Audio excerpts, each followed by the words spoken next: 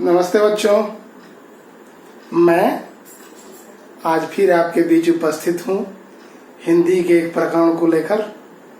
और आज हम लोग उस प्रकरण को बहुत कम समय में सीखेंगे, तो आइए हम लोग उस पर बात करते हैं। आप सभी इस वीडियो को पूरा देखिए और पूरा देखकर उस प्रकरण को अच्छे तरीके से समझ जाइएगा। किसी भी प्रकार की कोई परेशानी होगी, दिक्कत होगी तो मुझे कमेंट करिएगा।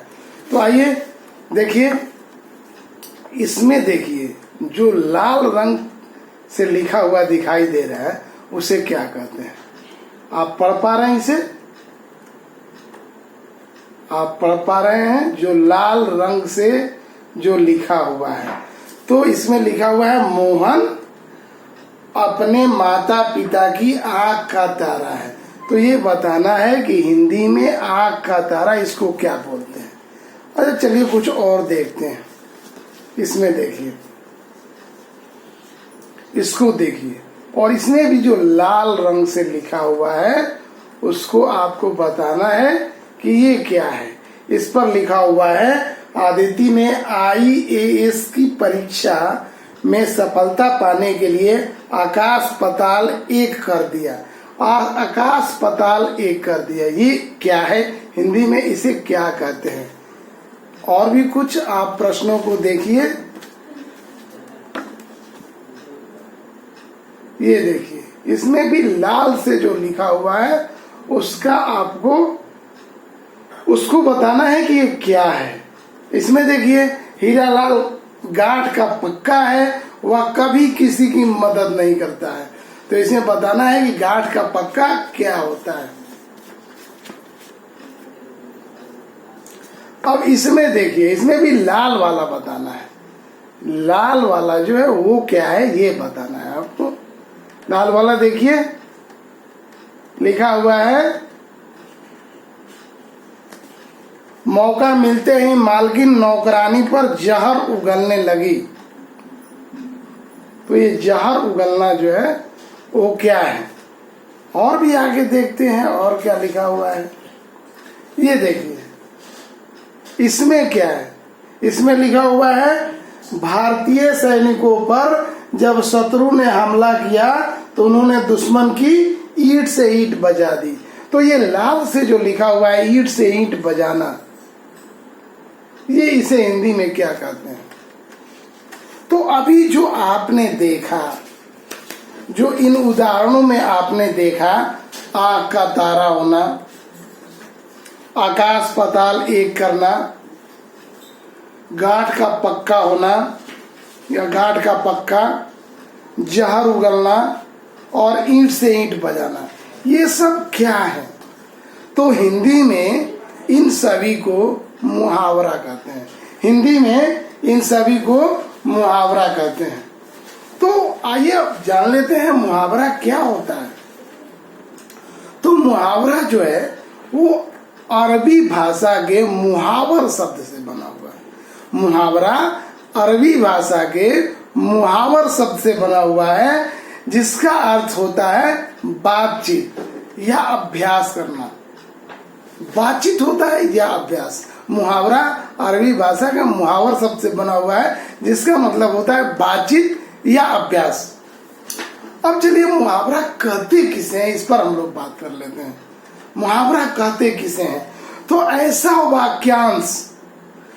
वाक्यांश जो सामान्य अर्थ का बोध न कराकर किसी विलक्षण अर्थ का प्रतीति कराए, उसे हम मुहावरा कहते हैं।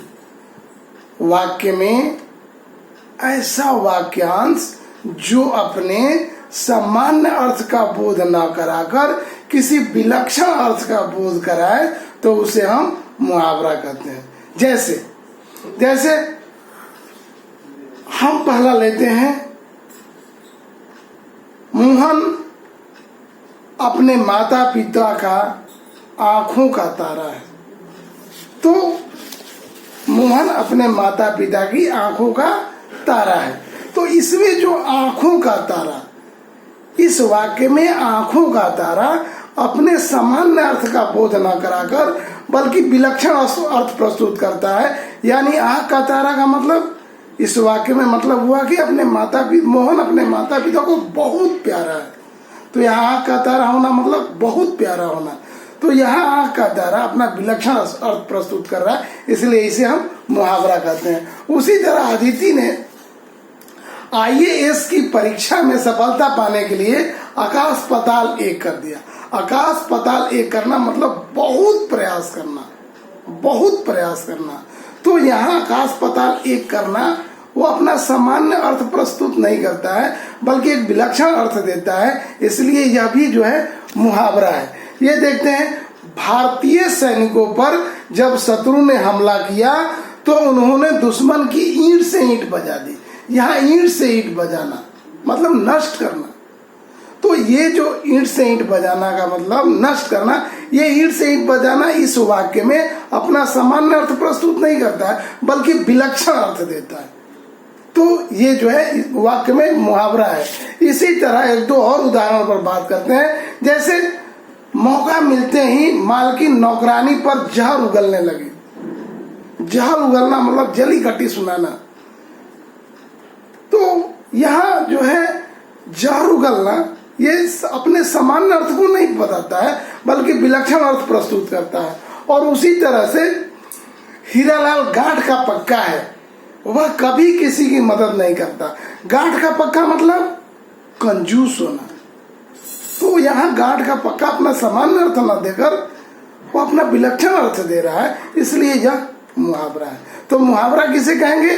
जो अपने सामान्य वाक्य में जो अपने सामान्य अर्थ को न बोध कराकर किसी विलक्षण अर्थ की प्रतीति कराए, किसी खास अर्थ की प्रस्तुति कराए, किसी विशेष अर्थ का बोध कराए, उसे हम मुहावरा कहते हैं। निश्चित तौर पर आपको समझ में आ गया होगा। अब मुहावरा का प्रयोग हम लोग क्यों करते हैं, इसको जल्दी जल्दी जान ले। मुहावरा का प्रयोग करने से हमारी भाषा जो है वह सरल, बोधगम्य और रोचक हो जाती है। मुहावरा का प्रयोग करने से भाषा में रोचकता आ जाता है, लयबद्धता आ जाता है, तारतम्यता आ जाता है, सुंदर लगने लगता है। तो इसलिए हम मुहावरा का प्रयोग करते हैं। तो बच्चों आप भी मुहावरा का प्रयोग करिए। और यहाँ पर हम कुछ मुहावरा आपके लिए लाए हैं, उन मुहावरा को आप देखिए और इन मुहावरा को देखिए और समझिए।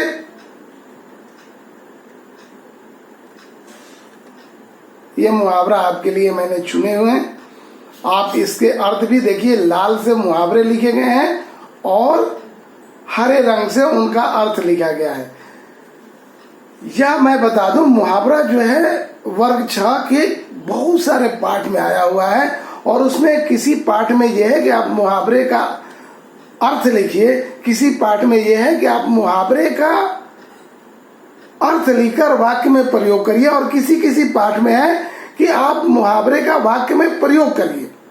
तो ऐसे में जैसे कि हम लोग अभी पाठ पढ़ रहे थे मंत्र, या हम लोग पाठ पढ़ रहे थे हॉकी का जादूगर, या हम लोग पाठ पढ़ रहे थे पिता का पत्र पुत्र के नाम, सब में मुहावरे हैं और मुहावरे से संबंधित व्याकरण के प्रश्न भी हैं। तो यदि हम लोग मुहावरा समझ जाते हैं तो उन प्रश्नों का उत्तर देने में हमें सहूलियत होगी। तो आइए आपके लिए जो मुहावरा लाए हैं हम उसके बारे में बता रहे हैं। जैसे पहला है कानाफूसी करना, मतलब धीरे धीरे बात करना। शिक्षिका का कक्षा से निकलना है हुआ कि बच्चे आपस में कानाफूसी करने लगे, वाक्य में प्रयोग हो गया। अब जैसे तलवे चाटना, मतलब चापलूसी करना। अपना काम निकालने के लिए अक्सर चापलूस लोग अधिकारियों के तलवे चाटते रहते हैं। उसी तरह से कलई खुलना, मतलब रहस्य खुलना। छापा पड़ते ही सेठ रंगीलाल के बिजनेस का पुलिस ने कलई खोल दिया। इसी प्रकार से आगे है तरस खाना, मतलब दया करना। भिखारी को देखकर सज्जन लोग तरस खा जाते हैं। उसी प्रकार से आगे है पौ फटना, मतलब दिन चढ़ना। रोज उसको जगने में पौ फट जाता है। इसी तरह से कुछ और मुहावरे मैंने आपके लिए लाए हैं, उसको भी आप देख लीजिए। और मुहावरों में ये है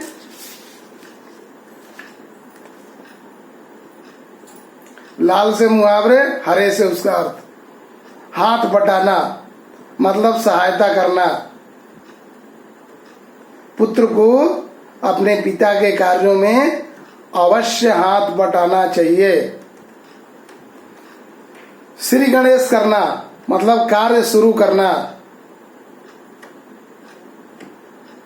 आज मेरे बड़े भाई ने अपने दुकान का श्री गणेश किया। आगे देखिए है 9 2 11 हो जाना मतलब भाग जाना। पुलिस को देखते ही चोर 9 2 11 हो गए। और देखिए छाती पीटना मतलब शोक मनाना। 20 सैनिकों के मारे जाने पर भारत का हर व्यक्ति अपना छाती पीट रहा है। हाथ मलना मतलब पछताना। अगर अभी नहीं पढ़े तो पढ़ाई का उम्र बीत जाने पर तुम्हें हाथ मलना पड़ेगा। बाएं हाथ का खेल मतलब सरल काम। हिंदी पढ़ना तो मेरे बाएं हाथ का खेल है। आग बबूला होना मतलब बहुत गुस्सा होना। मेरे पिताजी गलत काम करते देखते ही आग बबूला हो जाते हैं। रोड़े अटकाना मतलब बाधा डालना। सज्जन लोग किसी दूसरे व्यक्ति के कार्य में रोड़े नहीं अटकाते हैं। सिक्का जमाना मतलब अपना धाक जमाना। पढ़ाई के बल पर मोहन पूरे क्लास में अपना सिक्का जमा चुका है। तो इस प्रकार उम्मीद है आपको आज मुहावरा समझ में आ गया होगा। चलिए फिर मिलते हैं हम लोग किसी क्लास में। तब तक के लिए नमस्कार।